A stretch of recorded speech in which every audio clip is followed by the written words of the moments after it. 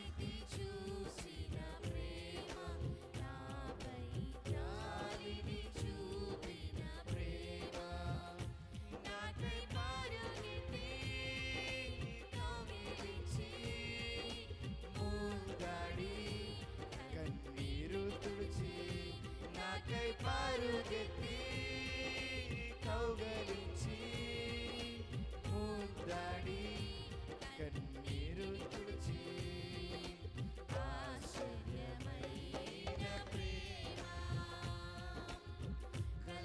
కల్వరిలోని ప్రేమ మరణము కంటే బలమైన ప్రేమని నన్ను జయించిన నీ ప్రేమ మరణము కంటే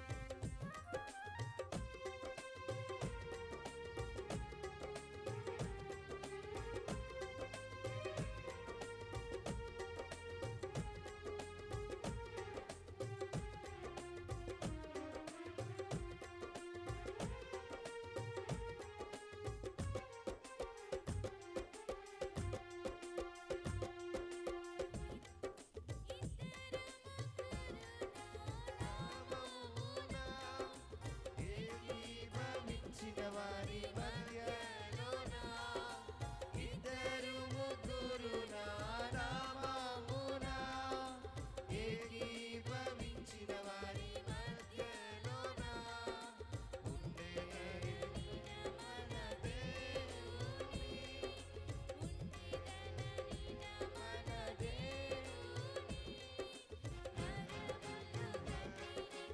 స్తుతించెదము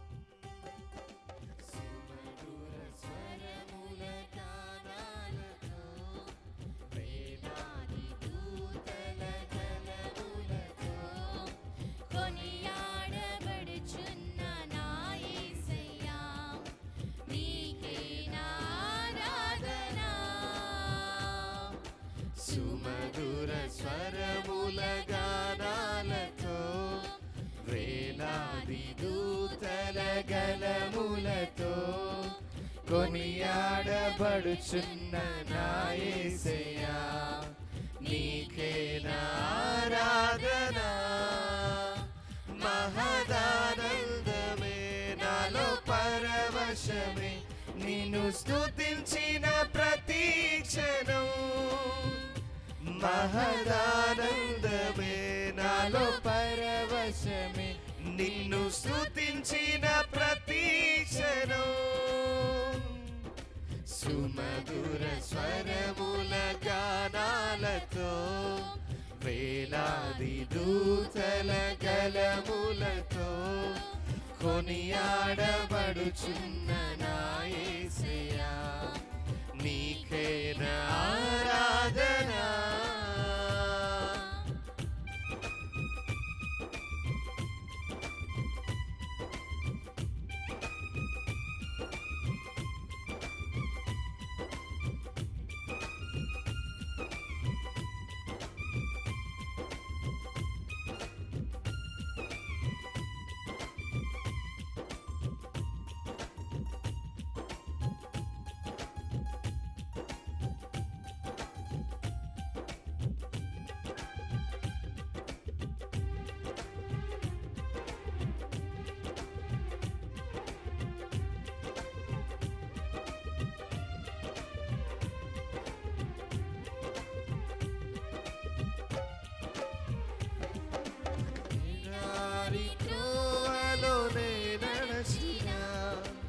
ఎరుగని మార్గములో నన్ను నడిపినా నా ముందు నడచిన జయవీరుడా నా విజయ సంకేతమా ఎడారి త్రోవలోనే నడచిన ఎరుగని మార్గములో నన్ను నడిపినా నా ముందు నడచిన జయవీరుడా నా విజయ సంకేతమా నీవే నీవే నా ఆనందము నీవే నీవే నా ఆధారము నీవే నీవే నా ఆనందము నీవే నా ఆధారము సుమధుర స్వరముల గానాలతో వేలాది దూతల గలములతో కొనియాడబడుచున్న నా యేసయ్యా నీకే నా ఆరాధన స్వరముల గానాలతో వేలాది దూతల గలములతో కొనియాడబడుచున్న నా యేసయ్యా నీకే నా ఆరాధన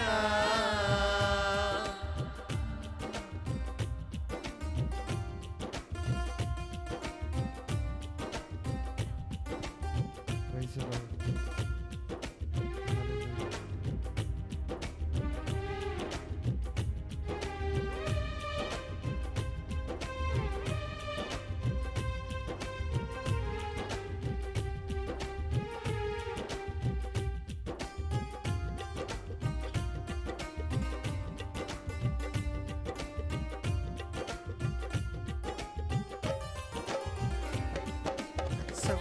సంపూర్ణమైన నీ చిత్తమే అనుకూలమైన సంకల్పమే జరిగించుచున్నావు నన్ను విడువక నా ధైర్యము నీవేగా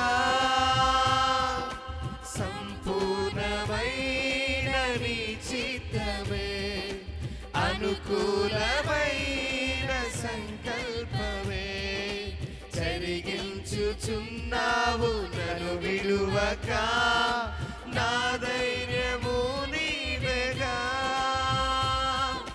నీవే నీవే నా జయ గీతము నీవే నీవే నా స్తుతి గీతము నీవే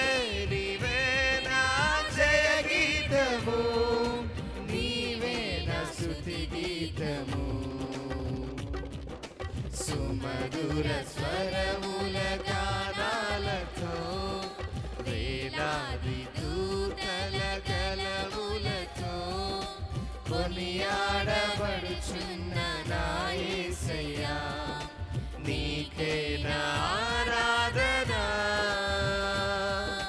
సుమధుర స్వరముల గానాలతో వేలాది దూతల గలములతో కొనియాడబడుచున్న నా యేసయ్యా నీకే నా ఆరాధన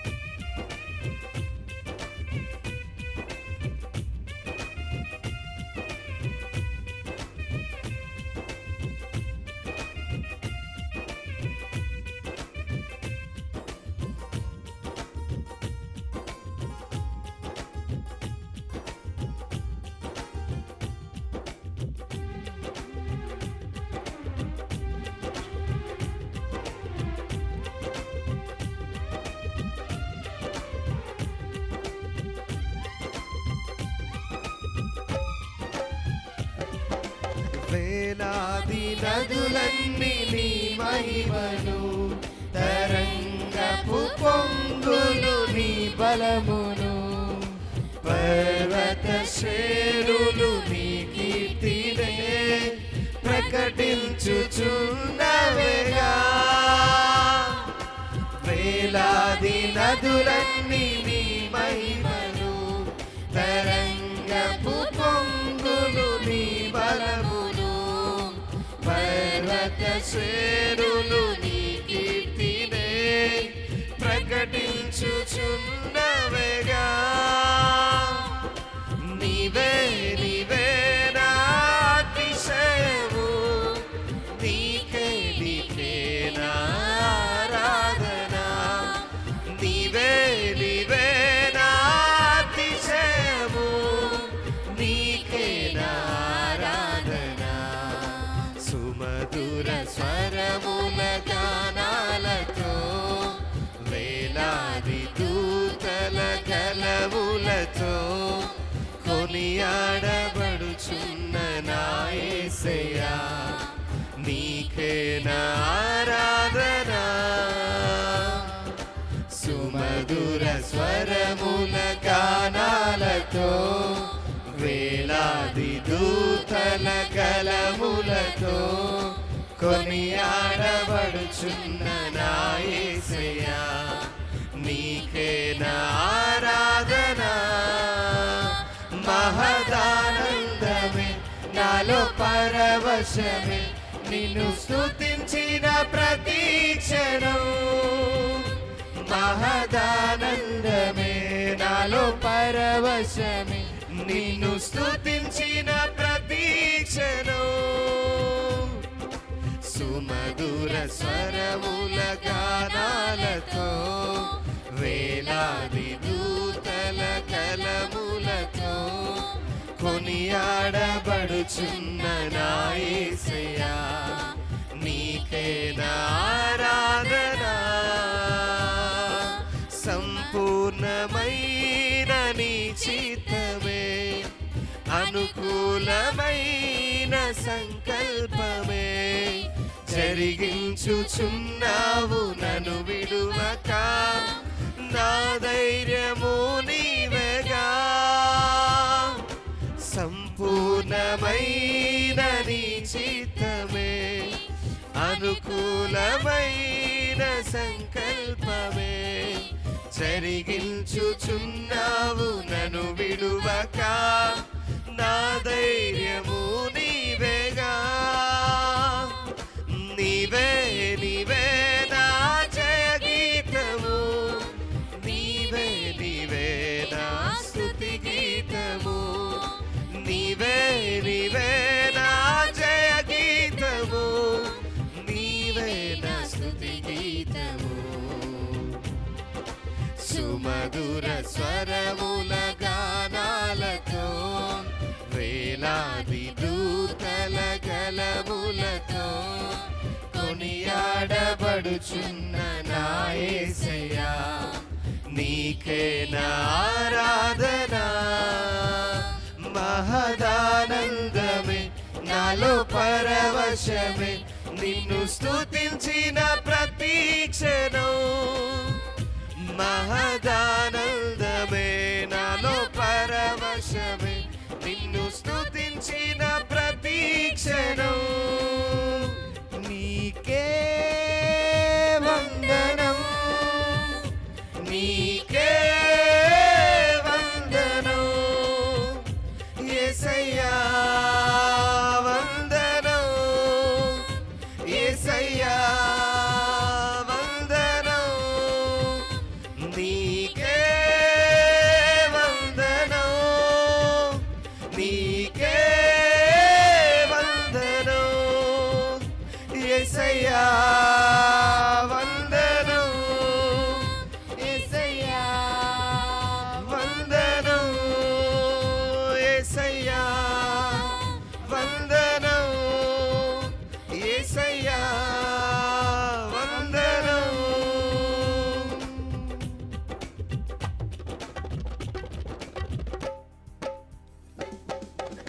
హల్లెలూయా హల్లెలూయా.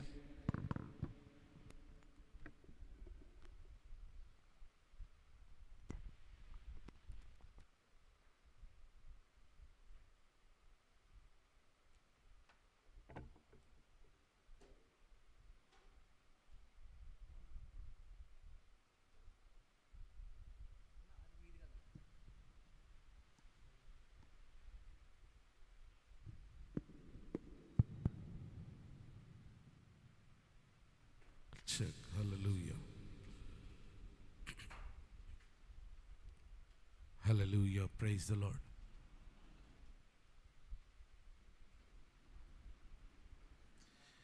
Praise the Lord. Hallelujah. ఒకసారి చేతులపైకి దేవునికి స్తోత్రాలు చెల్లించుకుందాం. హల్లెలూయా. చాలా సంతోషం.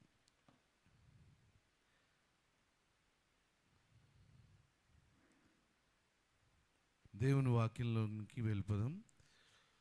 చిన్న పాట పాడుకుని దేవుని నామాన్ని మహింపరుద్దాం.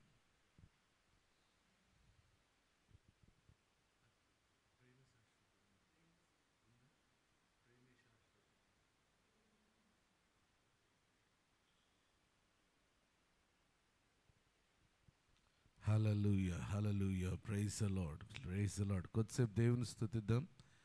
ఒకసారి మన చేతులు పైకిద్దాం. ఒకసారి లేచి నిలబడదాం దేవుని సన్నిధిలో. లేచి నిలబడి పక్కన వాళ్ళకి విష్ చేయండి. మెలకున్నారో లేదో ఒకసారి పరీక్షించండి. సో యాక్చువల్గా మీరు ఇటు వచ్చేయాలి. లేడీస్ ఇటు మన మారిపోయినాయి కదా అన్నీ. ఆడవాళ్ళందరూ కూడా ఇటు వచ్చేసేయండి.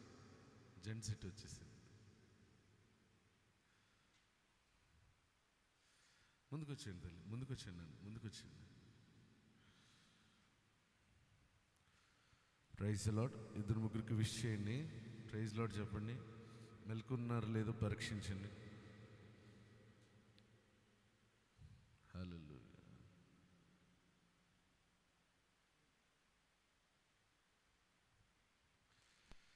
కొద్దిసేపు చేతుల పైకిద్దాం. ఒకసారి చేతుల పైకెత్తి గడిచిన కాలం అంతా దేవుడు మనల్ని కాచి కాపాడాడు కదా. ఒకసారి కృతజ్ఞతాపూర్వకంగా ప్రభువా నీకు వందనాలయ్యా. నిజంగా ఈరోజు బ్రతికి ఉన్నామంటే, జీవించున్నామంటే ఇది కేవలం నీ కృప. ఊపిరి పీల్చున్నామంటే ఇది కేవలం నీ కృప మాత్రమే తండ్రి. రాజా నీకే స్తోత్రం. ఇది కేవలం నీ కృప మాత్రమే.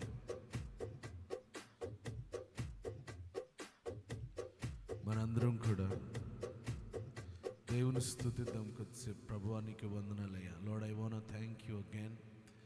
Lord, I want to come to you. Lord, I want to come to you, Lord. Lord, I want to bow down my head. నీ ఎదుట సాగిలు పడుచున్నాం రాజా. నీకే స్తోత్రం. ఇది కేవలం నీ కృప మాత్రమే. ఊపిరి ఇచ్చావు తండ్రి. ఊపిరిని బట్టి నీకు వందనాలయ్యా. Lord, we thank you. Lord, we thank you. Lord, we thank you.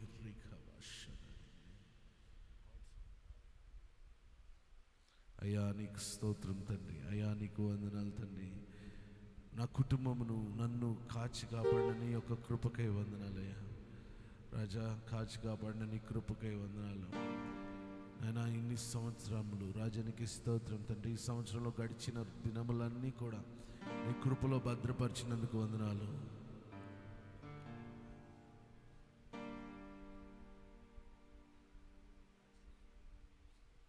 కొద్దిసేపు దేవుని స్తుతిద్దాం. ప్రభువా నీకు వందనాలు తండ్రి, రాజానికి స్తోత్రం. Lord, I thank you, Lord. Lord, I thank you. Lord, I thank you.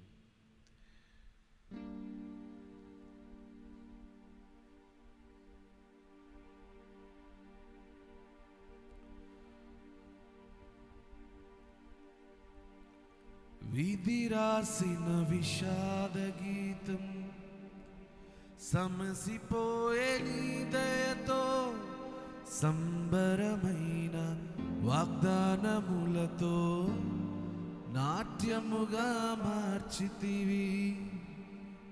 విధి రాసిన విషాద గీతం సమసిపోయే నీ దయతో, సంబరమైన వాగ్దానములతో నాట్యముగా మార్చితివి. మమతల వంతెన దాటించి మహిమలో స్థానమునిచ్చితివి. నీ రాజ్యములో జ్యేష్ఠులతో యుగ యుగములునే ప్రకాశించనా. నా పైన ఎందుకింత గాఢమైన ప్రేమ నీకు, మరువలేను యేసయ్యా.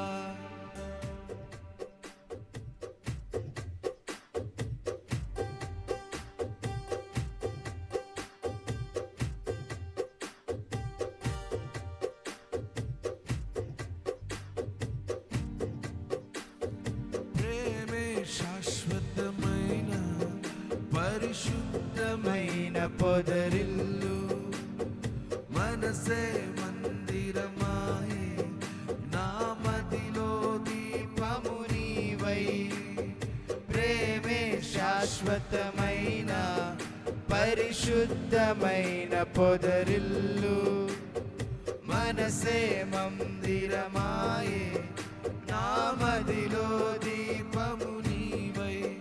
నిన్నాశ్రయించిన వారిని ఉదయించు సూర్యుని వలెనే నిరంతరం నీ మాటతో ప్రకాశింపజేయుదువు.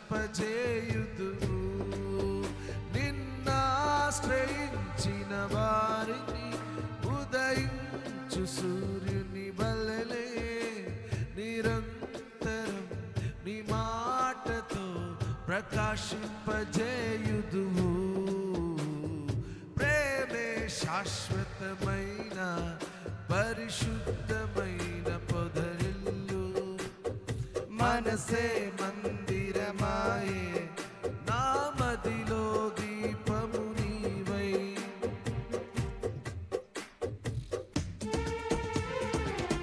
చప్పట్లు కొడుతూ సంతోషంగా దేవుళ్ళు ఆనందిద్దాం.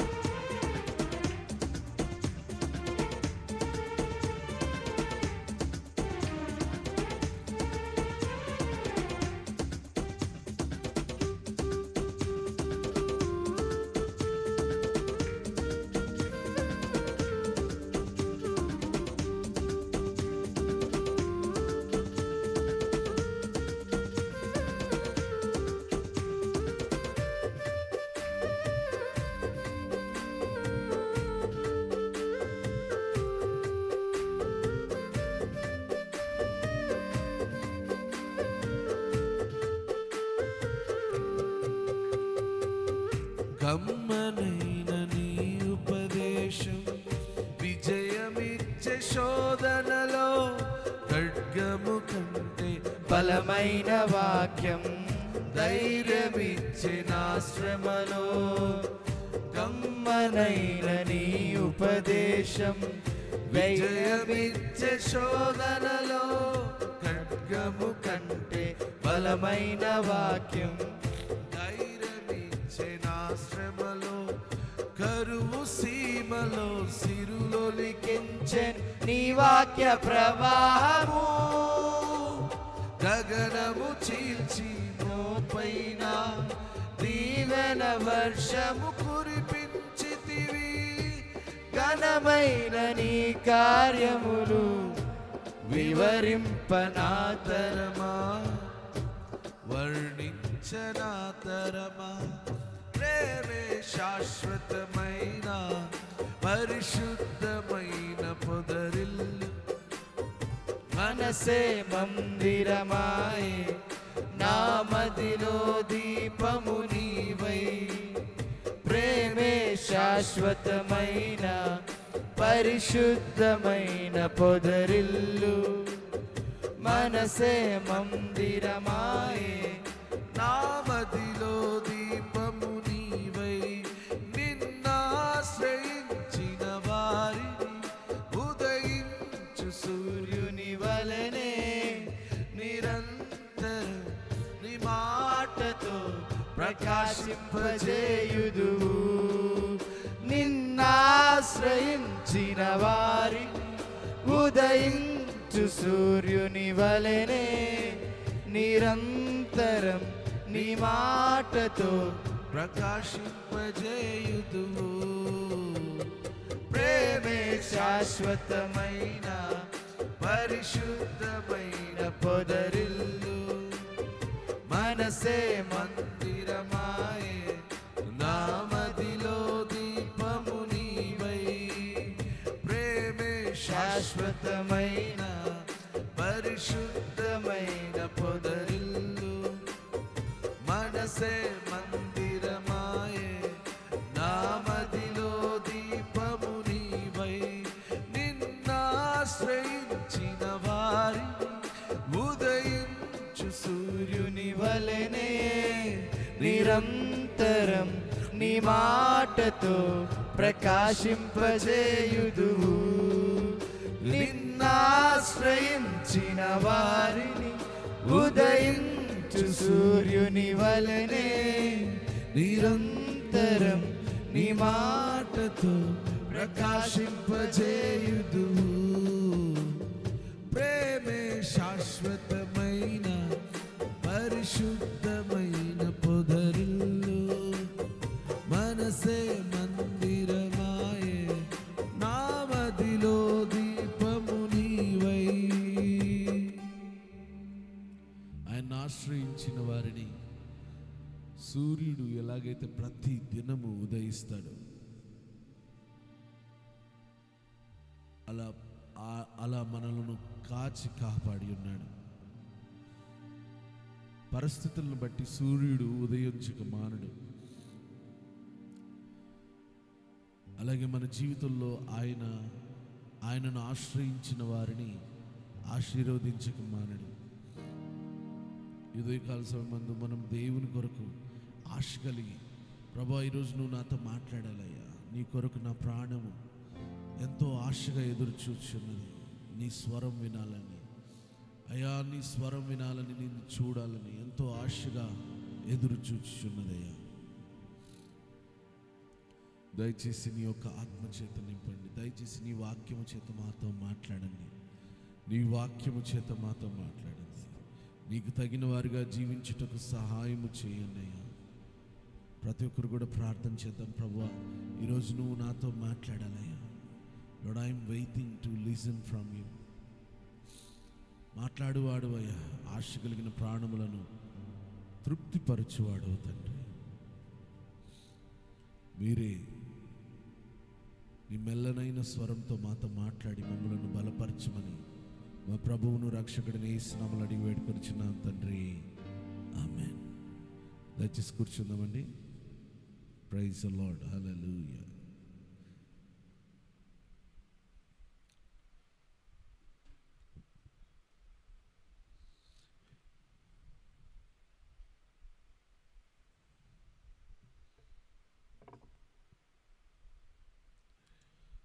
ఎక్కడైతే రెండు రకాల ఆలోచనలు ఉంటాయో అక్కడ దేవుడు ఉండడు. ఎక్కడైతే రెండు రకాల మాటలు నోటిలో ఉంటాయో ఆ నోటి వల్ల ఏ ఉపయోగం ఉండదు. రెండు ఒక చోట ఉండవు. చూడండి, మనము మంచినీరు చెడు నీరు ఒకటే నోట్లో నుంచి ఒకటే ఓటలో నుంచి రావు కదా. అలాగే ఆత్మీయ జీవితాలు కూడా ఒకటే విధానంలో నడవాలి, లేక ఒకటే ఉద్దేశంతో కొనసాగాలి. మొదటి రాజుల గ్రంథం 18వ అధ్యాయం ఈ మాట చదువుకుని వాక్యాన్ని ధ్యానించుకుందాం. సంతోషంగా దేవునికి స్తోత్రాలు చెబుదాం. మిగిలిన వారు హల్లెలూయా, ప్రైజ్ ద లార్డ్, హల్లెలూయా. 18వ అధ్యాయము 21వ వచనం చదువుదామా ఎవరైనా.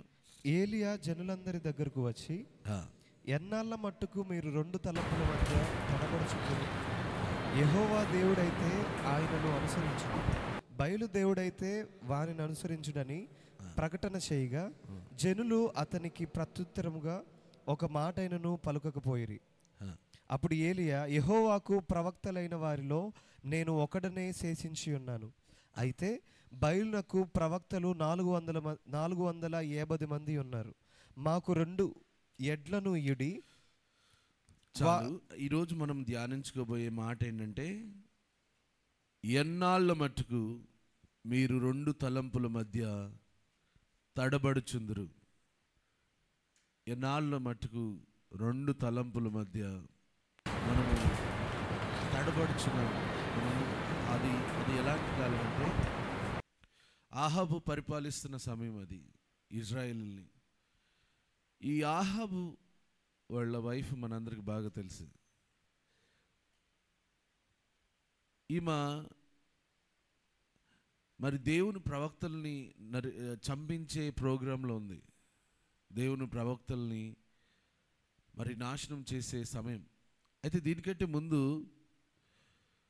ఈ ఆహాబు ఎవరైతే ఉన్నాడో, ఆహాబు వాళ్ళ తండ్రి ఎవరో తెలుసా? ఈ ఆహాబు వాళ్ళ తండ్రి ఓమ్రి వాళ్ళ కుమారుడు ఆహాబు.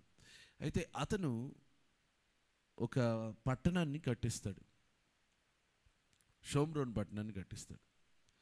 కొండ మీద, పర్వతం మీద షోమ్రోన్ పట్టణాన్ని కట్టిస్తాడు. కట్టించినప్పుడు అతను దేవునికి వ్యతిరేకంగా బ్రతుకుతాడు. అయితే అతని తర్వాత వచ్చిన ఆహాబు అతనికంటే దారుణంగా దేవునికి వ్యతిరేకంగా బ్రతకడం ప్రారంభిస్తాడు. దేవునికి వ్యతిరేకంగా బ్రతకడం ఏంటో మనం తెలుసుకోబోతాం, కొద్ది నిమిషాలు మనం ధ్యానించుకోబోతాం. అయితే అతని గురించి ఏమని ఉంటుందంటే,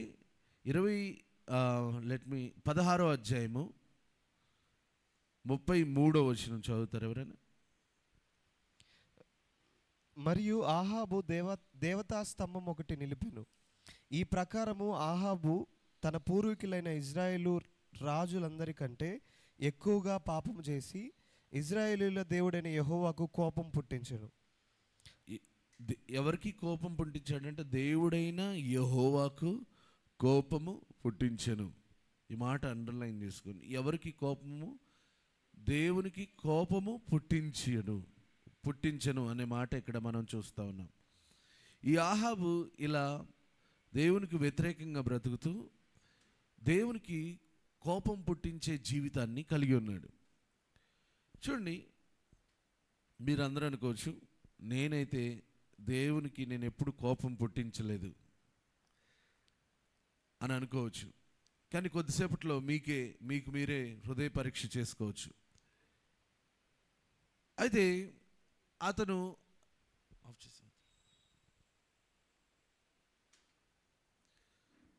ఈ ఆహాబు ఏం చేశాడంటే, ఇలా దేవునికి వ్యతిరేకంగా వాళ్ళ పితరుల కంటే దారుణమైన పాపములు చేసుకుంటూ దేవునికి కోపం పుట్టించాడు.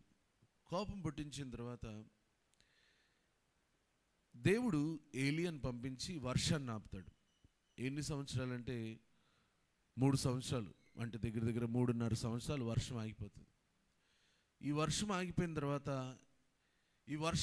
తర్వాత యాక్చువల్గా ఆహాబ్ చేయాల్సిన పని ఏంటంటే, ఈ వర్షం ఎందుకు ఆగిపోయింది, వర్షం ఆగిపోవడానికి కారణం ఏంటి అని ఒక్కసారి ఆగి ఆలోచించి పశ్చాత్తాపడి ఉంటే దేవుడు ఆశీర్వదించేవాడు.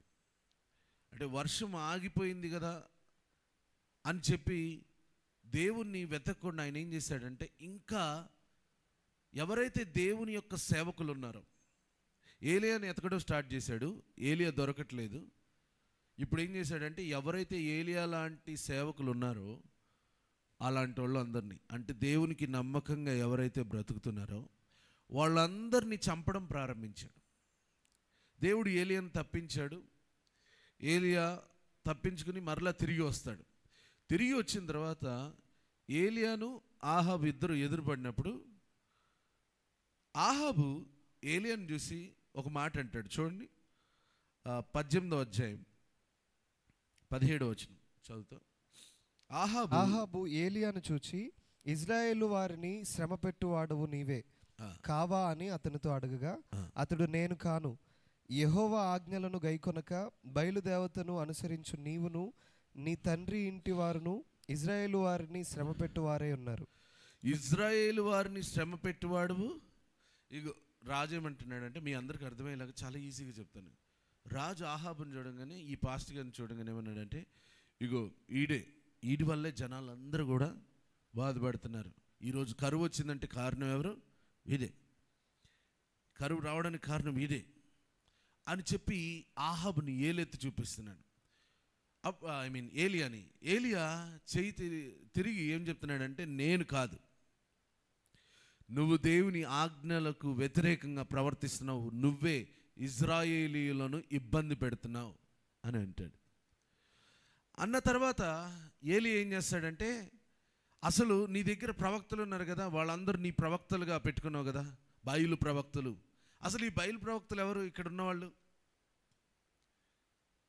ఇక్కడ బయలు ప్రవక్తలని కనబడుతుంది కదా పలుమార్లు, బయలు ప్రవక్తలు ఎవరు ఇల్లు?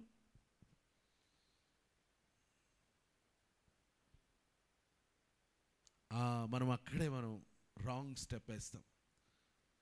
బయలు ప్రవక్తలు ఎవరో కాదు, వీళ్ళు ఇజ్రాయిలీలే, వీళ్ళల్లోనే బయలుదేరారు అనమాట. అప్పటికి ఆ కాలం సమయానికి ఏమైపోయిందంటే, వీళ్ళు వాళ్ళైపోయారు, వాళ్ళు వీళ్ళైపోయారు. కంప్లీట్ చేంజ్ వచ్చేసింది.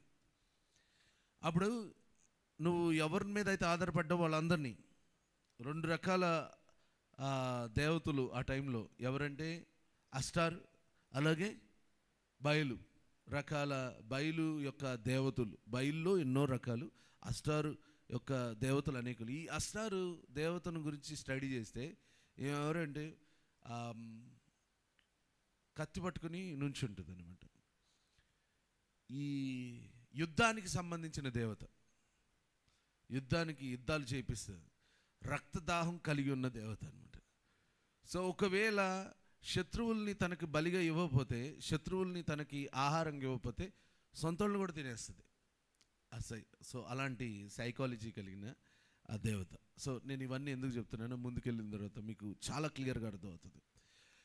అని వాళ్ళందరిని పిలిపించి ఇజ్రాయేలీల్ని ఆ రోజు ఒక ప్రశ్న అడుగుతున్నాడు. ఎంతకాలము మీరు 2 తలంపుల మధ్య తడబడుచుందురు? వీళ్ళందరూ ఎలాంటి పరిస్థితిలో ఉన్నారంట? తడబాటు కలిగిన జీవితం. అంటే ఒక్క అడుగు కూడా, తడబాటు అనేది ఎప్పుడు వస్తుంది చెప్పండి? ఒక వ్యక్తి తడబడేది ఎప్పుడు? మాట తడబడుతుందంటే కారణం ఏంటి? భయం వలన తడబాటు ఉంటుంది. భయం వేసినప్పుడు తడబడతాం. ఇంకా తడబాటు రావడానికి కారణాలు చెప్పండి.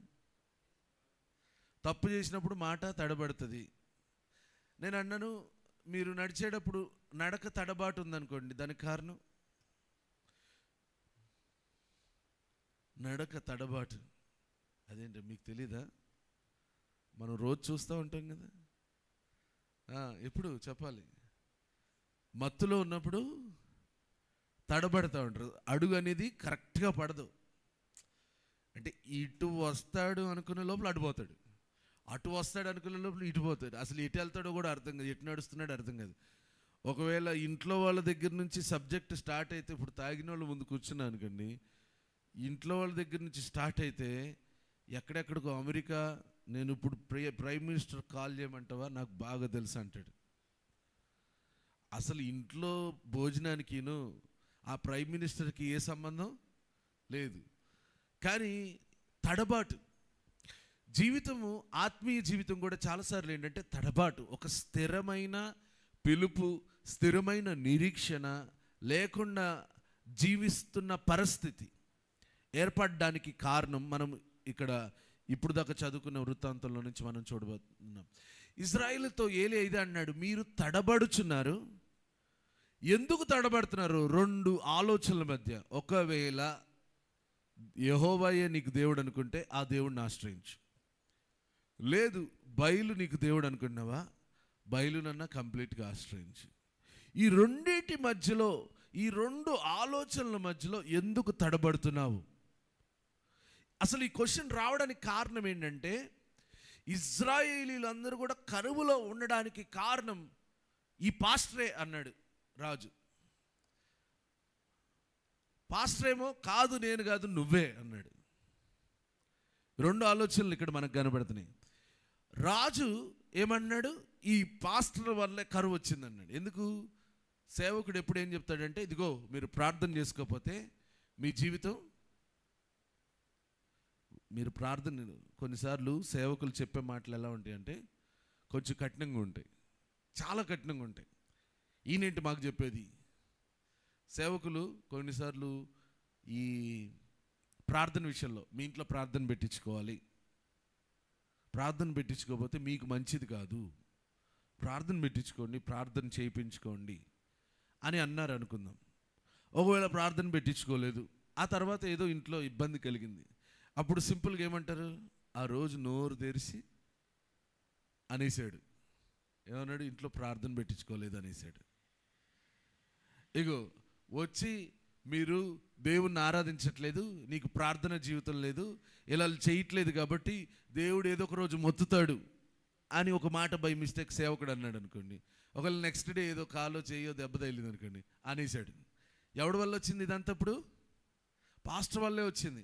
ఆదివారం రోజు కూర్చొని నన్నే ఏలెత్తి నా గురించే చెప్పాడు. పాస్టర్దే. ఈ రాజు కూడా అలానే పాస్టరే సమస్య అని అంటున్నాడు.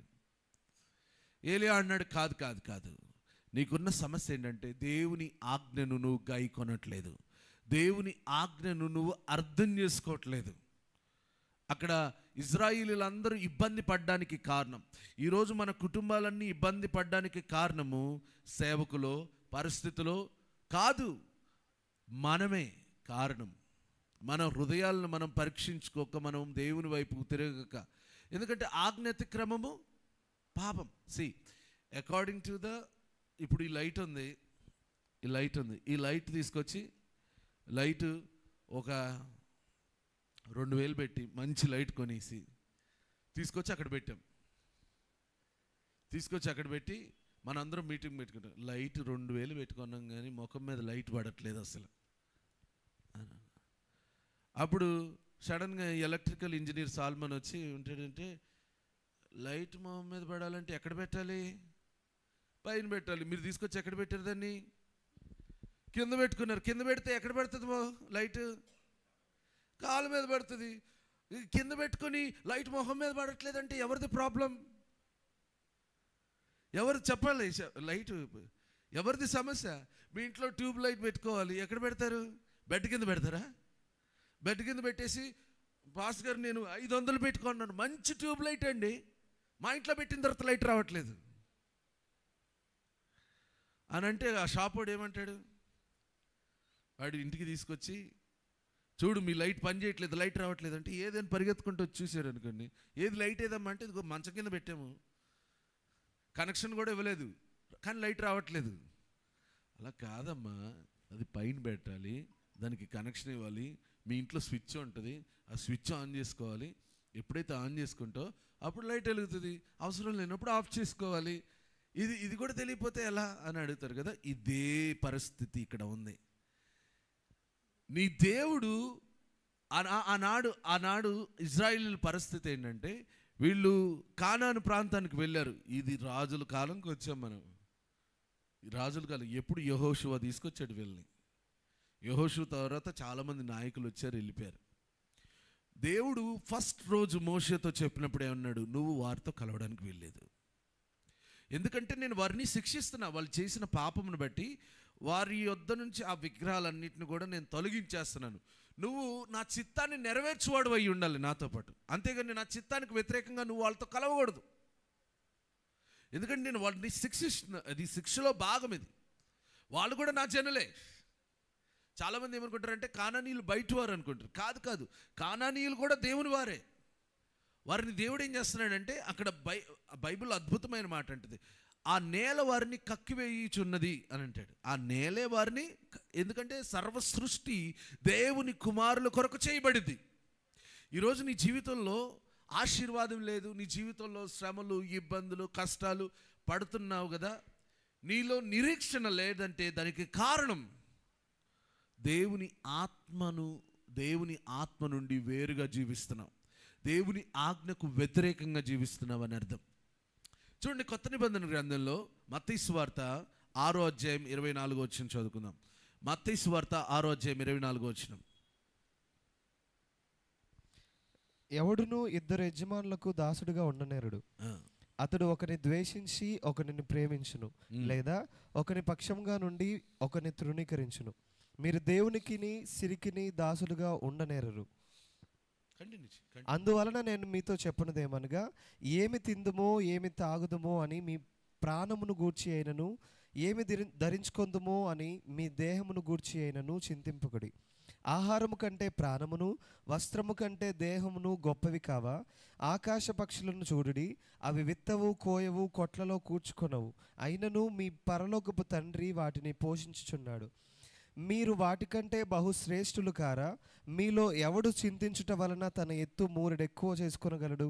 వస్త్రములను గూర్చి మీరు చింతింపనేలా? అడవి పువ్వులు ఎలాగూ ఎదుగుచున్నవో ఆలోచించుడి. అవి కష్టపడవు, ఒడకవు, అయినను తన సమస్త వైభవముతో కూడిన సొలొమోను సైతము వీటిలో ఒకదాని వలనైనను అలంకరింపబడలేదు. ఆ మాట మళ్ళీ చదువు. అయినను తన ముందు నుంచి వస్త్రములను గూర్చి మీరు చింతింపనేలా? అడవి పువ్వులు ఎలాగూ ఎదుగుచున్నవో ఆలోచించుడి. అవి కష్టపడవు, ఒడకవు, అయినను తన సమస్త వైభవముతో కూడిన సొలొమోను సైతము వీటిలో ఒకదాని వలనైనను అలంకరింపబడలేదు.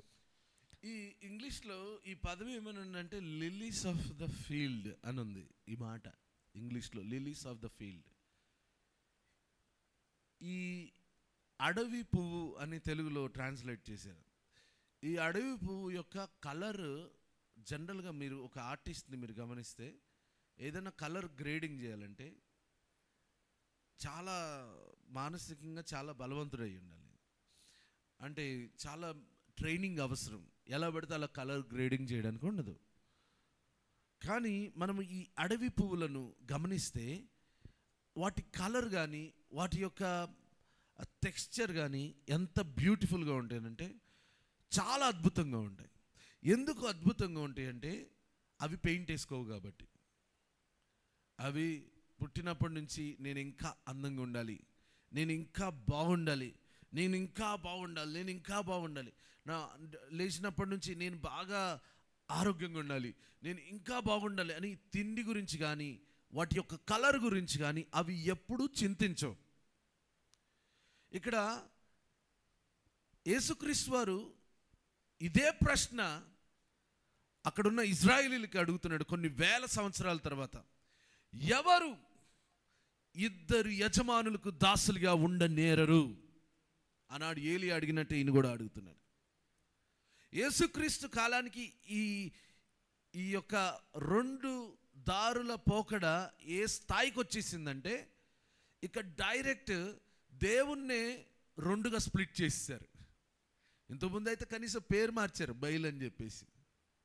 ఇప్పుడు పేరు లేదు, విగ్రహం లేదు, డైరెక్ట్ దేవుడిలోనే విగ్రహం. మీకు అర్థమవుతుందా? అప్పట్లోనేమో పేరు అన్న డిఫరెంట్గా ఉండేది, అది బయలు అని, అక్కడ విగ్రహం అని సపరేట్గా కనిపించేది. కానీ యేసుక్రీస్తు వారి కాలం వచ్చేప్పటికి ఈ రెండు సపరేట్ కాదు, ఒకటే చోట ఉన్నాయి. అంటే విశ్వాసంలోనే విగ్రహం ఉంది. అసలు ఈ పరిస్థితిని మనం ఒకసారి అసలు ఈ ప్రశ్న ఎందుకు వచ్చింది అనేది ధ్యానించుకుందాం. అయితే జాగ్రత్తగా గమనించండి. యేసుక్రీస్తు వారు ఏం చేస్తున్నారంటే మీరు చింతించటం వలన మూరుడు ఎక్కువ, ఎంత పెరగడండి? మూరుడు. ఎవరైనా నేను బాగా ఆలోచించేసి నేను ఇట్లా ఆలోచించడం వల్ల నేను నా కడుపు నింపేసుకుంటాను అన్నోళ్ళ చేతుల పైకెత్తండి. నేను బాగా ఆలోచించడం వల్ల వైట్గా ఉన్న హెయిర్ని బ్లాక్గా చేసేసుకుంటాను అనుకునే వాళ్ళ చేతుల పైకెత్తండి. నేను బాగా ఆలోచించడం వల్ల నాకు శాలరీ వచ్చేస్తుంది. ఆలోచించడానికి శాలరీ ఇచ్చేవాళ్ళు ఎవరన్నా అన్నారో మీకు? మీ ఆఫీస్లోకి వెళ్ళి కూర్చొని కాలు టేబుల్ మీద పెట్టుకొని బాగా ఆలోచించండి, బాస్ ఈరోజు లాభం రావట్లేదని నేను బాగా చింతిస్తున్నాను. ఎవడు చింతించమన్నాడురా? నువ్వేం చేయాలి? పని చేయాలి. పని చేస్తే లాభం వస్తుంది, అంతేగాని కూర్చొని చింతిస్తే ఏమొస్తుంది? ఈరోజు పని చేయకుండా ఆలోచించడమే నిజమైన విగ్రహం. చింతించడం. ఇక్కడ ఆయన చూడండి ఎంత బ్యూటిఫుల్గా మత్తయి సువార్త 6వ అధ్యాయంలో రాస్తున్నాడు. మరలా కొంచెం జాగ్రత్తగా చదువుకుందాం. భూమి మీద మీ కొరకు 19వ వచనం నుంచి చూడండి. మీ కొరకు ధనమును కూర్చుకొనవద్దు, ఇక్కడ చిమ్మెటయు తుప్పును తినివేయను, దొంగలు కన్నము వేసి దొంగలిద్దరు. పరలోకమందు మీ కొరకు ధనమును కూర్చుకొనుడి, అచ్చట చిమ్మెటైనను తుప్పైనను దాన్ని తినివేయదు. దొంగలు కన్నం వేసి దొంగిల్లరు. నీ ధనం ఎక్కడ నుండునో అక్కడనే నీ హృదయం ఉండును. దేహమునకు దీపము కన్నే గనుక నీ కన్ను తేటగా ఉండిన ఎడల నీ దేహమంతయు వెలుగుమయమై ఉండును. నీ కన్ను చెడినదైతే నీ దేహమంతయు చీకటిమయమై ఉండును. నీలోనున్న వెలుగు చీకటి అయి ఉండని ఎడల ఆ చీకటి ఎంతో గొప్పది. ఎవడును ఇద్దరు యజమానులకు దాసుడిగా ఉండనేరడు. పుట్టినప్పటి నుంచి మన జీవితాలన్నీ కూడా ఏం సంపాదించాలి, ఎంత సంపాదించాలి, ఎంత దాచిపెట్టాలి, సంథింగ్. నిజం చెప్పాలంటే ఇక్కడున్న ఎవరు కూడా దాచిపెట్టే అంత ధనం కలిగి ఉన్నారని నేనేమో అనుకోవట్లేదు. లైక్ దాచుకుని లక్షల కొద్దీ బ్యాంక్ అకౌంట్లో పెట్టుకున్న వాళ్ళు ఎవరు ఉన్నారని నేను అనుకోవట్లేదు. కానీ అది కూడా డేంజరే. ఐ మీన్ శాపం కలిగి ఉండడం అంటే సమృద్ధి లేకుండా జీవించడం కూడా డేంజరే. You should have money. ఇక్కడ అంటున్నది సంపాదించొద్దు కాదు, ఎవరి కోసం సంపాదిస్తున్నావు అనేది పాయింట్. కూర్చుకోవద్దు అని అనట్లేదు, ఎక్కడ కూర్చుకుంటున్నావు అనేది పాయింట్.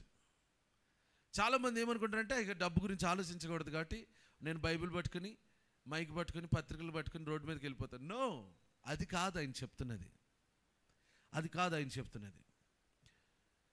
దేని కొరకు సంపాదిస్తున్నావు, దేని కొరకు చింతిస్తున్నావు, చాలా ఇంపార్టెంట్ పాయింట్ ఇది. ఆయన ఏమన్నాడంటే ఒకవేళ ఈ భూమి మీద దాచిపెట్టుకోవడానికి, ఈ భూమి మీద ఆరోగ్యంగా ఉండడానికి, ఈ భూమి మీద కడుపు నింపుకోవడానికి ఒకవేళ సంపాదిస్తే ఇక నువ్వు చచ్చే రోజు వరకు కూడా సంపాదిస్తూనే ఉండాలి. అలా కాదు పరలోకమందు సమకూర్చుకునేటట్లు, పరలోకము కొరకు, దేవుని యొక్క రాజ్యము కొరకు ఒకవేళ సంపాదించే లెక్క అయితే అక్కడి నుంచి నీ ధనాన్ని ఎవ్వరు కూడా తీయలేరు.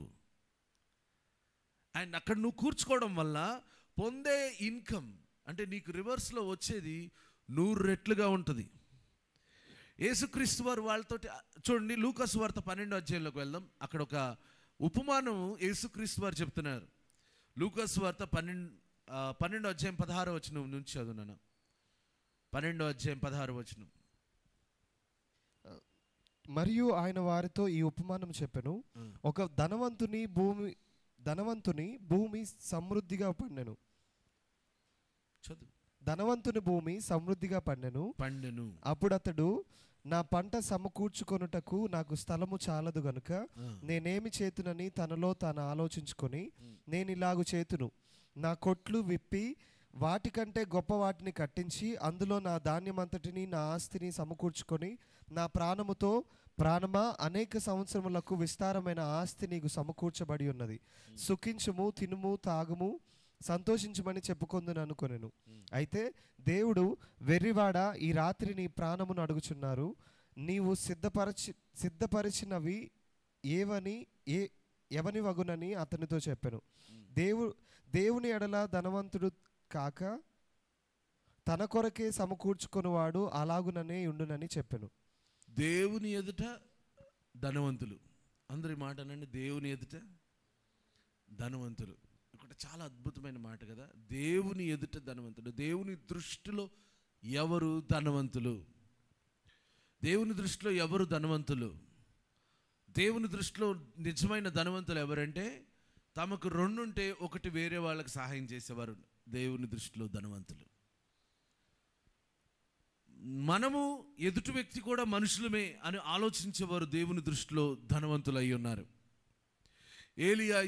ఇజ్రాయేలీల ప్రాబ్లం ఏంటంటే అప్పుడు వారు విగ్రహాలు చేసుకొని పెట్టుకున్నారు ఇంట్లో. ఎలాంటి విగ్రహాలు అంటే నేను బాగుండాలి, నేనే బాగుండాలి. సో అందుకని ఏం చేశారంటే డబ్బుకు ఒక దేవుడు, చదువుకు ఒక దేవుడు, యుద్ధానికి ఒక దేవుడు, ఆ ఇంట్లో పిల్లలు కనాలంటే ఇంకో దేవుడు, లైక్ ఒక్కొక్క దేవుడు ఒక్కొక్క దానికి ఒక్కొక్క స్పెషలైజ్డ్ డాక్టర్ లాగా అన్నిటికీ. లైక్ ఈ ఆలోచనని ఎందుకు దేవుణ్ణి సృష్టించే మనస్తత్వం మనిషికి ఎక్కడి నుంచి వస్తుందంటే స్వార్థం. ఇప్పుడు ఈ అంత్యదినముల్లో ఏ స్థాయికి వచ్చేసిందంటే ఈ విగ్రహారాధన డబ్బు కోసం ఒక ప్రత్యేకమైన ప్రార్థన. పేతురు కాలంలో, అపోస్తుల కాలంలో ఇవన్నీ ఉన్నాయా? ఇది ఆర్థికమైన సమస్యల కోసం ప్రార్థన, లేకపోతే అనారోగ్య సమస్యల కోసం ప్రార్థన సపరేట్గా ఉన్నాయా? అంటే ఈరోజు ఉపవాసం ఎందుకున్నారు బ్రదర్, ఈ 40 రోజులు ఎందుకున్నామంటే జనరల్గా వాళ్ళందరూ ఏం చేస్తారంటే జనరల్గా చెప్పే క్వశ్చన్ ఏంటంటే నేను నా ఫ్యామిలీ కోసం ఉన్నాను. ఇప్పుడు ఎందుకు ప్రార్థనలో ఉన్నామంటే లైక్ ఎందుకు ఉపవాసం ఉన్నామంటే నా భార్య కోసం ఉన్నాను. ఎందుకు ఉపవాసం ఉన్నామంటే పిల్లల కోసం ఉన్నాను. లైక్ ఎందుకు ఉపవాసం ఉన్నా అంటే ప్రతిదీ మనమే. ఇవన్నీ విగ్రహాలే, ఖచ్చితంగా విగ్రహాలే. స్ట్రైట్గా చెప్తున్నా, it's seriously an idol worship. మొన్న మనం సేవకుని నోటి నుంచి విన్నాం, నువ్వు కారు గురించి ప్రార్థన చేస్తున్నావు అనుకో, కారు వచ్చేసింది అనుకో, నీ ప్రార్థన అయిపోయింది, నీ ఉపవాసం అయిపోయింది, అక్కడితోనే అయిపోయింది, ఇంకా బంధం లేదు. ఈ ఈ ఈ పర్టిక్యులర్ విధానం ఎక్కడ కనపడుతుంది అంటే లోకంలో. ఇప్పుడు పలానా యుద్ధం కోసం ఆరాధన చేయాలంటే యుద్ధానికి సంబంధించిన దేవతను తీసుకురావాలి, ఆ యుద్ధానికి సంబంధించిన ఆ దేవతకు పూజించాలి. ఇప్పుడు యుద్ధం అయిన తర్వాత ఆ దేవతకి నాకు ఏ సంబంధం లేదు, అయిపోయింది. అది విగ్రహం. అంటే అవసరానికి మన ఇష్టం వచ్చినట్టు మనం మలుచుకోవచ్చు విగ్రహాన్ని, మన ఇష్టానికి తగ్గట్టుగా. ఇప్పుడు ఏం చేసామంటే దేవుణ్ణే విగ్రహం చేసాం, బైబిల్ని విగ్రహం చేసాం, బైబిల్లో ఉన్న మాటలను విగ్రహంగా వాడుకుంటాం, మన అవసరాల కోసం, స్వార్థం కోసం వాడుకున్న పరిస్థితి ఏర్పడుతుంది. బైబిల్ ఏం చెప్తుందంటే తన్ను వెతుకు వారికి ఫలము దయచేవాడు. దేవుడు ఉంటే ఆయనకు నువ్వు సపరేట్గా అడగాల్సిన అవసరం లేదు. నువ్వు ఇంట్లో ఉంటే ఇగో రాజు ఏలియా రాజుతో అదే చెప్తున్నాడు, నువ్వు ఆజ్ఞను అనుసరిస్తే, నువ్వు ఆజ్ఞను గైకొంటే నీ పిల్లలు, నీ ఇజ్రాయేలీలు, ఇప్పుడు ఎవరైతే ఇజ్రాయేలీలు ఉన్నారో వారు ఇలా ఇబ్బంది పడేవారు కాదు, ఇలా కరువును అనుభవించేవారు కాదు. ఈరోజు మన జీవితంలో తడబాటు ఎందుకు వస్తుందంటే ఆజ్ఞను మనము గ్రహించలేని స్థితిలో విగ్రహారాధన మన హృదయంలో నాటుకుపోయింది.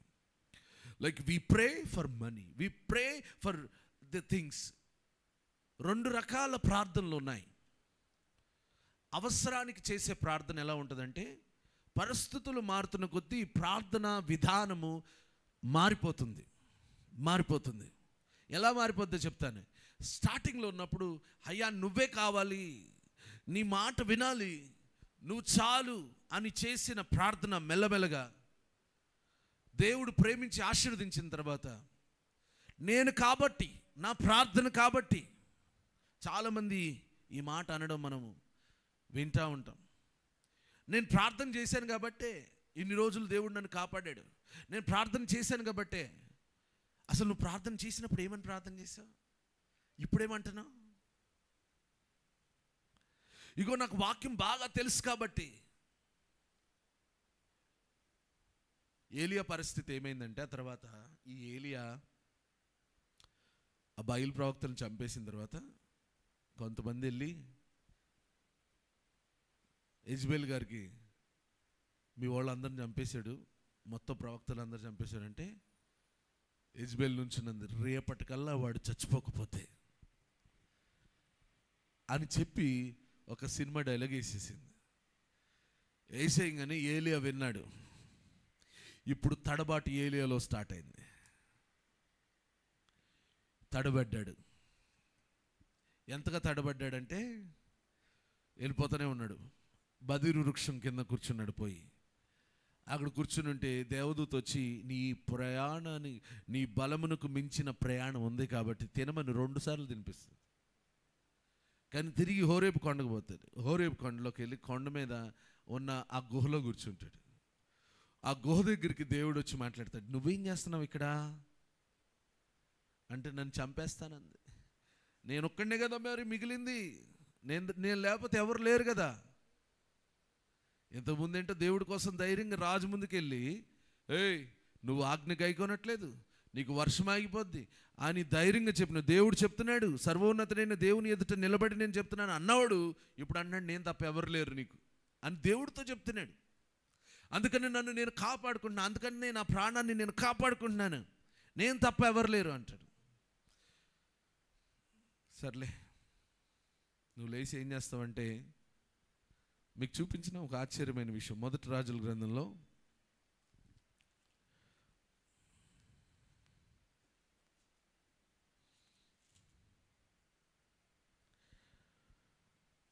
19వ అధ్యాయము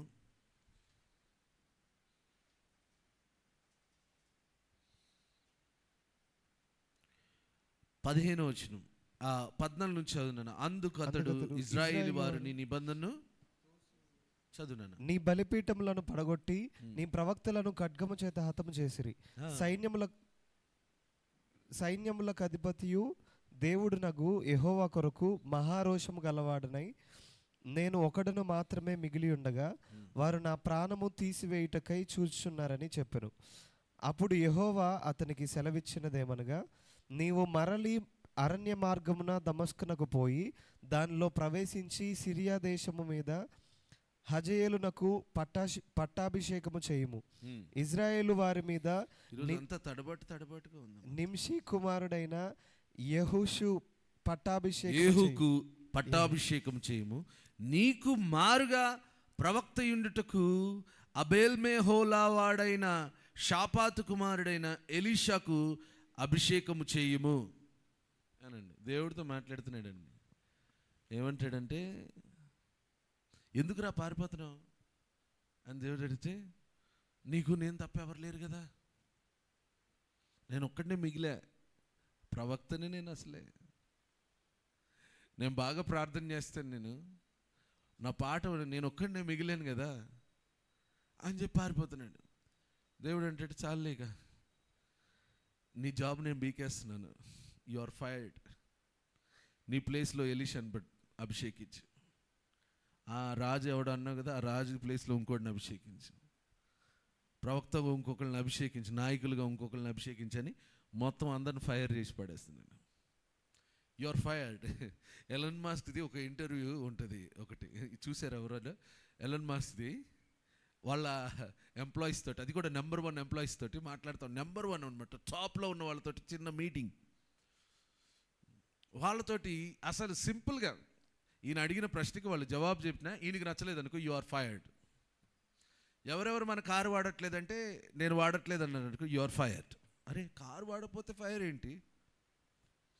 ఎవరెవరు ఆ కారులో ఎక్స్పీరియన్స్ చేయలేదు, ఇలాంటి పిచ్చి ప్రశ్నలు అడిగి యు ఆర్ ఫైర్డ్. నాకు ఇక్కడ అదే అనిపించింది, ఏలేతో దేవుడు చెప్పాడు యు ఆర్ ఫైర్డ్, అయిపోయింది. ఎందుకంటే నేను పలుమారులు చెప్పాను, నువ్వు వాళ్ళలాగానే నువ్వు తడబడుతున్నావు. నువ్వు పైనుండి చెప్తున్నావు తడబడకండి, ఎందుకు తడబడుతున్నారు, 2 విశ్వాసాలు ఎందుకని చెప్పినాడు, నువ్వెందుకు భయపడుతున్నావు? ఈరోజు చాలామంది క్రైస్తవ జీవితాల్లో కూడా ఇదే తడబాటు కనబడుతుంది. ఎలాంటి తడబాటు అంటే, నేను అన్న మాట చనిపోకపోతే మనలోకి చింత వచ్చేస్తుంది. ఈ ధనవంతుడైన యజమానుడు ఏం చేశాడంటే, బాగా సంపాదించి ఏం చేయాలో అర్థం కాక ఆవిడ అనుకుంటున్నాడు, నా ప్రాణమా తినుము తాగుము సుఖించుము. స్వార్థము నిజమైన విగ్రహారాధన.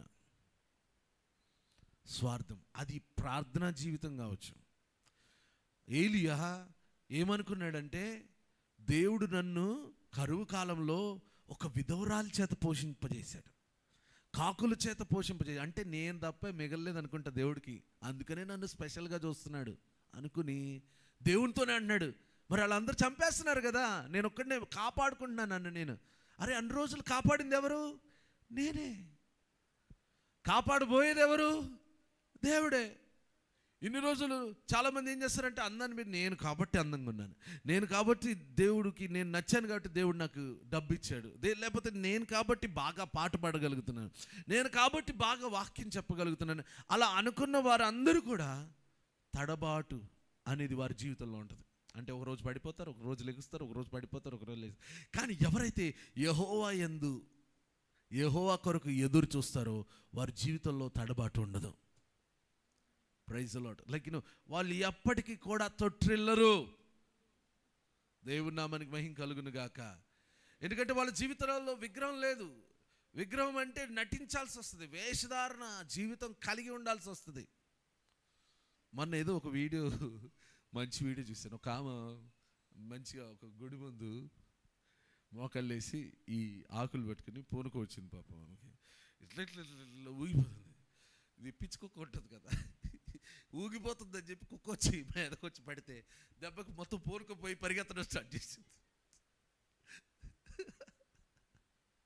యాక్చువల్గా ఇలా ఊగుతుంటే ఆ కుక్క టెన్షన్ పడి, కుక్క కూడా దాన్ని చూసి ఆమెను చూసి భయపడింది, కానీ ఆమె టెన్షన్ పడిపోయి ఆగిపోయింది, పూనుకు వెళ్ళి దేవుడు వెళ్ళిపోయారు.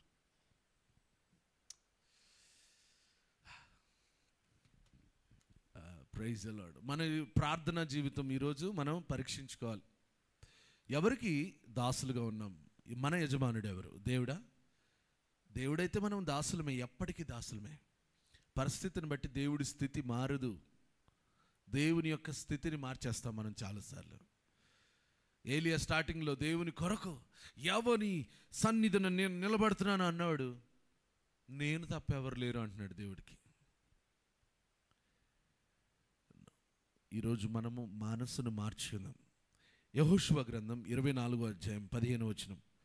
మనం ముగింపులోకి వచ్చేసాం. యెహోషువ గ్రంథం 24వ అధ్యాయం 15వ వచనం చదువుతారు. తడబాట్లు లేకుండా స్పష్టంగా కొత్త నిబంధన, పాత నిబంధన. 24వ అధ్యాయం 15వ వచనం. ద్వితీయోపదేశకాండం పక్కన ఉంటుంది, నేను చదువుతున్నాను చూడండి. యెహోవాను సేవించుట మీ దృష్టికి కీడని తోచిన ఎడల మీరు ఎవరిని సేవించెదరో, నది అద్దరిని మీ పితరులు సేవించిన దేవతలను సేవించెదరో, అమోరీయుల దేశమున మీరు నివసించుచున్నారే వారి దేవతలను సేవించెదరో, నేడు మీరు కోరుకొనుడి. మీరు ఎవరిని సేవింప కోరుకొనినను నేనును నా ఇంటి వారును యెహోవాని సేవించెదము. యెహోషువ సంథింగ్, ఈ మాటలన్నీ కూడా మాడిఫై అయ్యి, నేను చూపించా కదా, ఏలియా కాలంలో విగ్రహాలు సపరేట్గా ఉండేవి, దేవుడు సపరేట్. ఇప్పుడు ఏమైపోయిందంటే రెండు కలిసిపోయినాయి. యేసుక్రీస్తు వారు వచ్చే కాలానికే కలిసిపోయింది రెండు. శాస్త్రులు పరిశీలతో మాట్లాడుతున్న మాటలు ఇవి యాక్చువల్గా. తర్వాత మనం గమనిస్తే ఇది ఎవరితో చెప్తున్నాడు? ధనాపేక్ష కలిగిన శాస్త్రులు పరిశీలకి ఈ మాటలు అంటే మంట. ఇక ఈరోజు కూడా కొంచెం సిటీలో ఉన్న బాగా ధనమున్న, లేకపోతే డబ్బు కోసం ప్రార్థన చేసి ఆశీర్వాదాల కోసం దేవుని వెంబడించేవారు అందరికీ కూడా పుండు మీద కారం జల్లినట్టుగా ఉంటుంది ఈ మాటలన్నీ. ఇవి కొంచెం డైజెస్ట్ చేసుకోవడం కష్టం. వాళ్ళకి ఏంటంటే దేవుడు కారు ఇస్తాడంటే ఒప్పుకుంటారు, దేవుడు బిల్డింగ్ ఇస్తాడంటే ఒప్పుకుంటారు, కానీ దేవుడు 4 వాయిస్తాడంటే ఒప్పుకోరు. అది వద్దు. అంటే వాళ్ళ విశ్వాసం పసిపిల్లల విశ్వాసం అనమాట. కొడతానంటే వెళ్ళి గోడచాటును దాక్కునే టైప్ అనమాట. కానీ మెచ్యూర్డ్ ఫెయిత్ ఎలాంటిదంటే డిస్కస్ చేస్తారు. ఏంటి నాతో ఏంటి సమస్య, అసలు ఏం తప్పు చేశాను. మెచ్యూర్డ్ పీపుల్ ఏంటంటే దాచుకోరు, మాట్లాడుకుంటారు. ఇప్పుడు భార్య భర్తలు ఇద్దరు మధ్యలో ప్రేమ ఎప్పుడు పోతుందో తెలుసా? ఎప్పుడంటే ఇద్దరు మాట్లాడుకోవడం ఆపేసిన తర్వాత. అంటే ప్రతి విషయాన్ని కూలంకషంగా, అంటే తిట్టుకోకుండా, ఎత్తి చూపించుకోకుండా, ఏంటి సమస్య, నువ్వు ఎందుకు బాధపడుతున్నావు, నేను ఎందుకు బాధపడుతున్నా, మాట్లాడుకున్నప్పుడు ప్రాబ్లం అనేది సాల్వ్ అవ్వదు.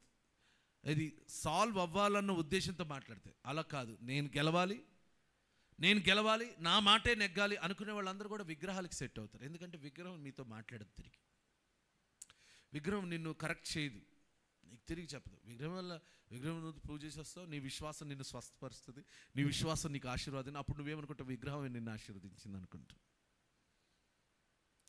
విశ్వాసానికి ఉన్న శక్తి ఎంత గొప్పదంటే, యేసుక్రీస్తు వారి శిష్యులను పంపించి దెయ్యాలను వెళ్ళగొట్టమంటాడు, రోగులు స్వస్థపరచమంటాడు. పరిచిన తర్వాత వాళ్ళందరూ వచ్చి, ఇదిగో మేము ప్రార్థన చేస్తే స్వస్థతలు జరిగినాయి అంటే యేసుక్రీస్తు వారు అంటారు, కరెక్టే, కానీ దానికోసం కాదు మీరు ఆనందించాల్సింది, మీ పేర్లు జీవగ్రంథం నందు ఉన్నాయి, అందుకనే జరుగుతున్నాయి. సో ఇదేమి గొప్ప కాదు, అది కాదు ఇంపార్టెంట్. దేవుని సేవించుట, ఎవరిని సేవిస్తున్నాం అనేది చాలా ఇంపార్టెంట్. ఎక్కడైతే దిద్దుబాటు ఉంటుందో అక్కడే ఆశీర్వాదం ఉంటుంది. ఇక మోర్ యు విల్ గ్రో. ఎంత ఎదుగుతారంటే అంతగా ఎదుగుతారు.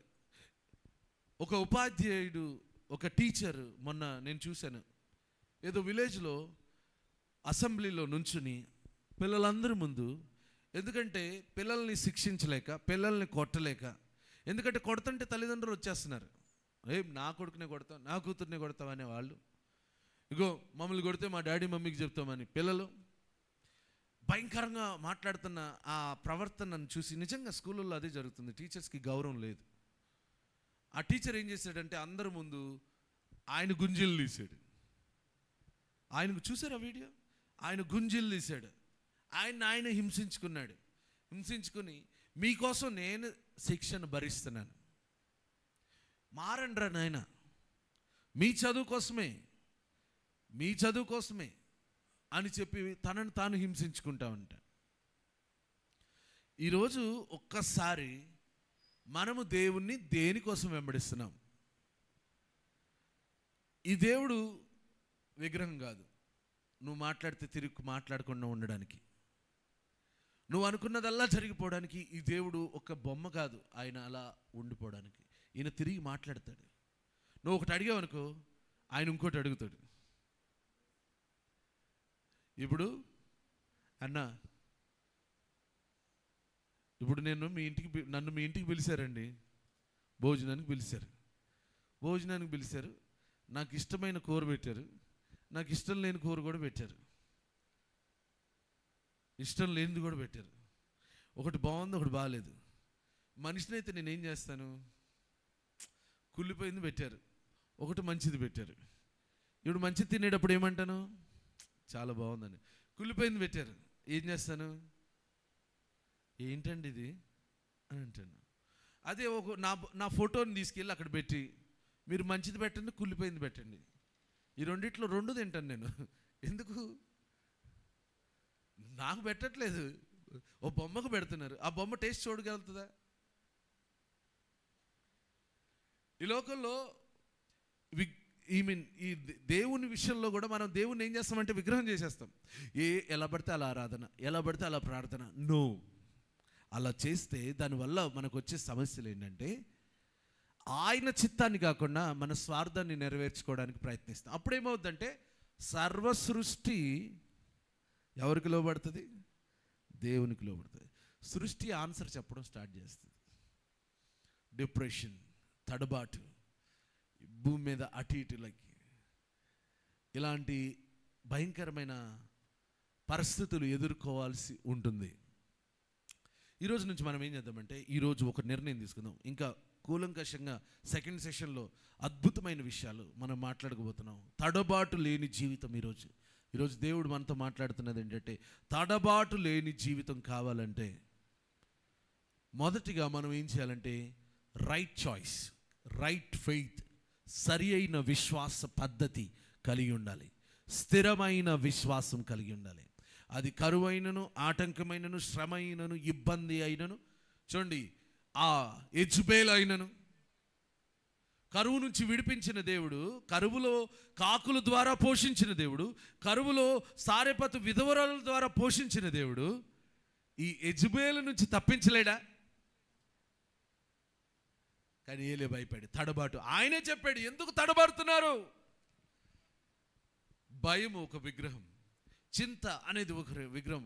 అందుకని యేసుక్రీస్తు వారు రాగానే సొలొమోను డబ్బులు పెట్టి వస్త్రాలు కొనుక్కున్నాడయ్యా, కానీ ఆయన వస్త్రము ఆ గడ్డి పువ్వు కూడా సరిపోదు. సొలొమోను విస్తారమైన వస్త్రాలు, ఆయన యొక్క వస్త్రము విలువలు చాలా అద్భుతంగా ఉండేవి. బంగారము, వెండి, ఇంకా ఈ నాణ్యాలు, ఇంకా ప్రత్యేకమైన పర్ల్స్, వీటన్నిటితో డెకరేట్ చేసుకుని మరి వేసుకున్నాడు. కానీ గడ్డి పువ్వు ముందు ఎందుకు పనికి రాకుండా పోయాడు? ఒక్క రోజే ఉంటుంది, కానీ దాని విలువ ఉన్నతమైందని బైబిల్ చెప్తుంది. ఈరోజు నువ్వు చింతించడం వల్ల, కంగారు పడడం వల్ల ఏం మారదు.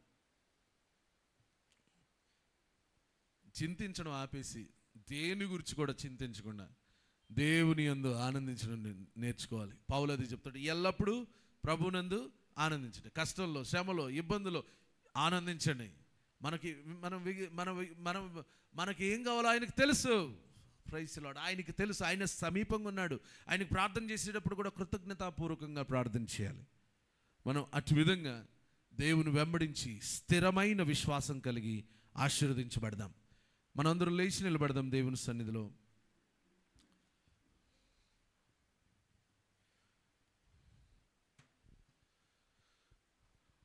ఒకవేళ మన హృదయంలో కూడా అలాంటి విగ్రహం ఏదైనా ఉందేమో, ఒకవేళ అలాంటి దేవునికి వ్యతిరేకమైన ప్రవర్తన, అంటే దేవుణ్ణి కూడా మనం విగ్రహంగా మార్చేసి దేవుని అవసరానికి మనము దేవుణ్ణి నిలబెడుతున్నామేమో, దేవునితో మాట్లాడుతున్నాం కానీ దేవుని స్వరం వినట్లేదేమో, ఆహాబు వలె దేవుని ఆజ్ఞకు లోబడక దేవునికి వ్యతిరేకంగా జీవిస్తున్నామేమో, ఒకసారి మనల్ని మనం పరీక్షించుకుందాం.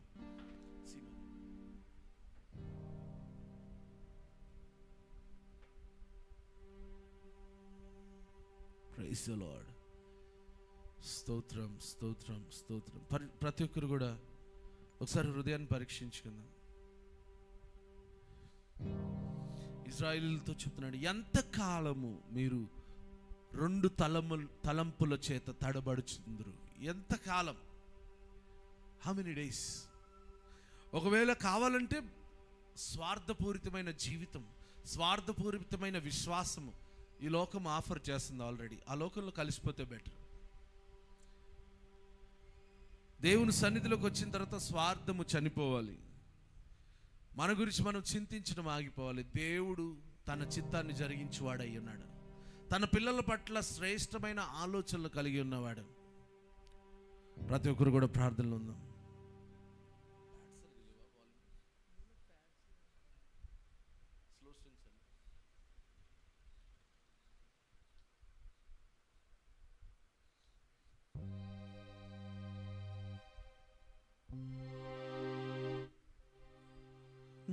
నీవే నీవే నానందము, నీవే నీవే నా ఆధారము, నీవే నీవే నానందము, నీవే నా ఆధారము. సుమధుర స్వరముల గానాలతో వేలాది దూతల గళములతో కొనియాడబడుచున్న నా యేసయ్యా, నీకే నా ఆరాధన. సుమధుర స్వరముల గానాలతో వేలాది దూతల గళములతో కొనియాడబడుచున్న నా యేసయ్యా, నీకే నా ఆరాధన. మహదానందమే నాలో పరవశమే, నిన్ను స్తుతించిన ప్రతి క్షణం. మహదానందమే నాలో పరవశమే, నిన్ను స్తుతించిన ప్రతి క్షణం. సుమధుర స్వరముల గానాలతో వేలాది దూతల గళములతో కొనియాడబడుచున్న నా యేసయ్యా, నీకే నా ఆరాధన. సంపూర్ణమైన నీ చిత్తమే, అనుకూలమైన సంకల్పమే జరిగించుచున్నావు నన్ను విడువక. నా ధైర్యము నీవేగా. సంపూర్ణమైన సంపూర్ణమైన నీ చిత్తమే అనుకూలమైన సంకల్పమే జరిగించుచున్నావు నన్ను విడువక నా ధైర్యము నీవేగా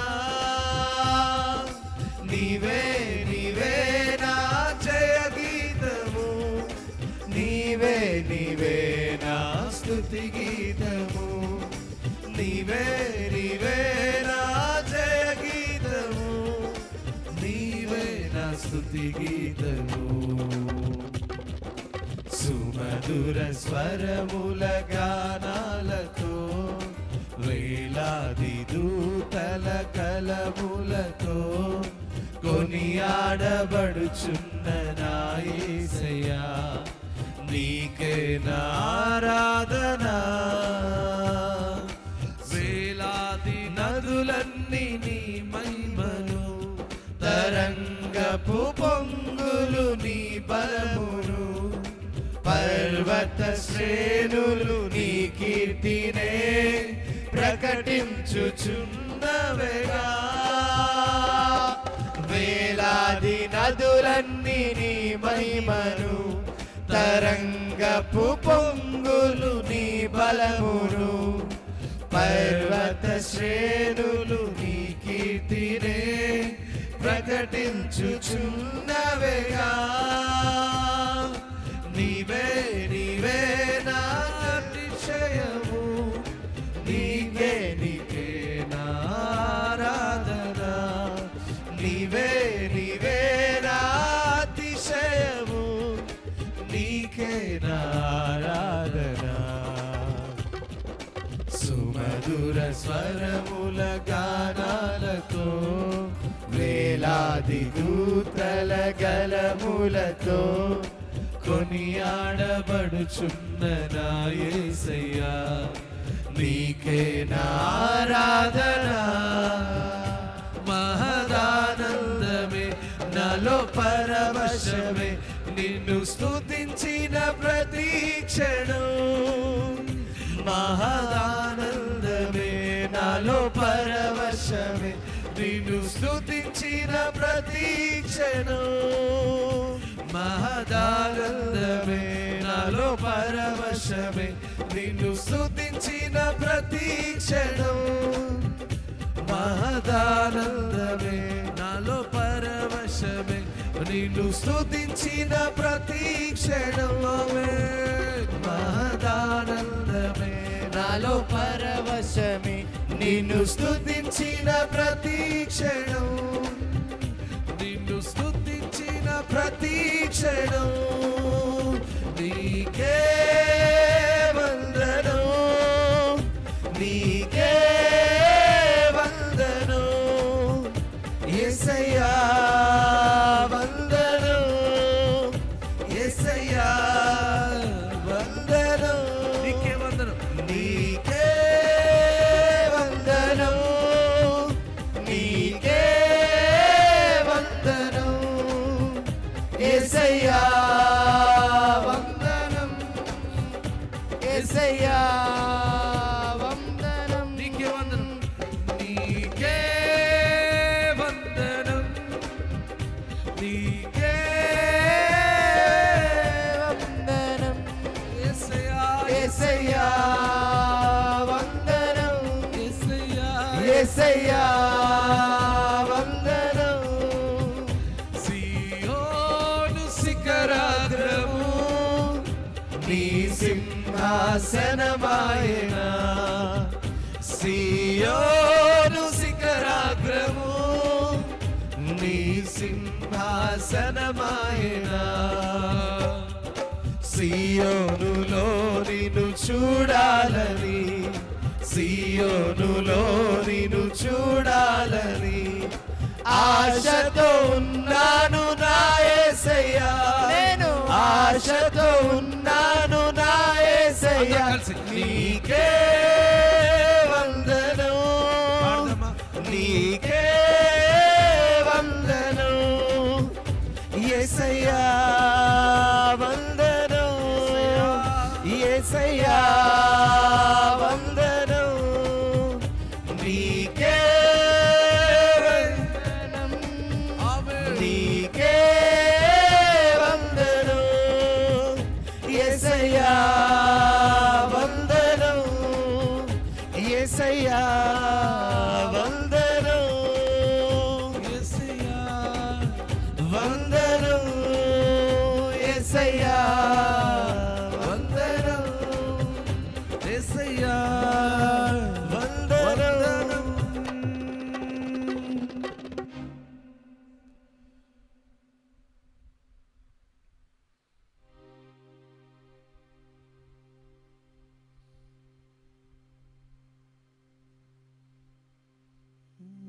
శుద్ధ హృదయం కలుగజేయుము శుద్ధ హృదయం కలుగజేయుము నాలోనా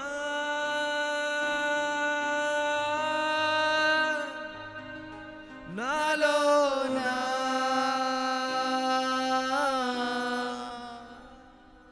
నాలోనా నాలోనా శుద్ధ హృదయం కలుగజేయుము శుద్ధ హృదయం కలుగజేయుము నీ వాత్సల్యం నీ బాహుల్యం నీ కృప కనికరము చూపించుము నీ వాత్సల్యం నీ బాహుల్యం నీ కృప కనికరము చూపించుము పాపము చేశాను దోషినయున్నాను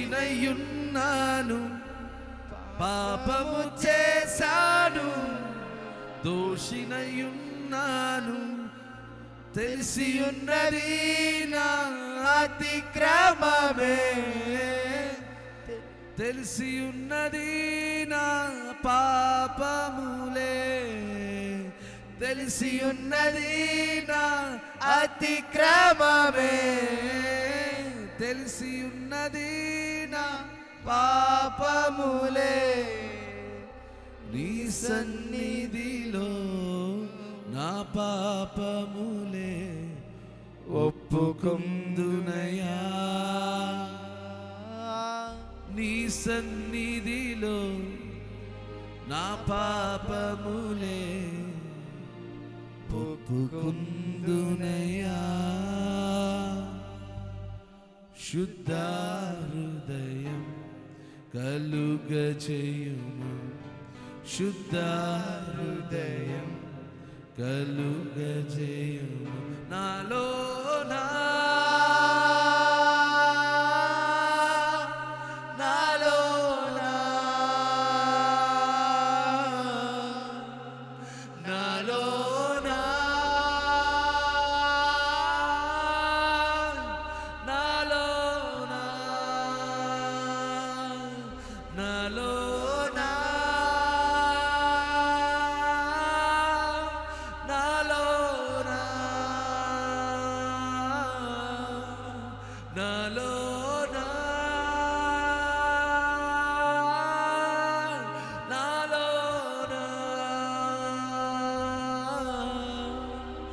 నాలోనా నాలోనా నాలోనా నాలోనా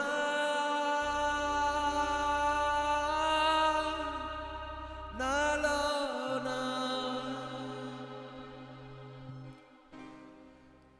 ప్రభువా ప్రార్థన నేర్పయ్యా ప్రార్థించకుండా నేనుండలేనయ్యా నా ప్రభువా ప్రార్థన నేర్పయ్యా ప్రార్థించకుండా నేనుండలేనయ్యా నీ పాదాలు తడపకుండా నా పయనం సాగదయా నీ పాదాలు తడపకుండా నా పయనం సాగదయా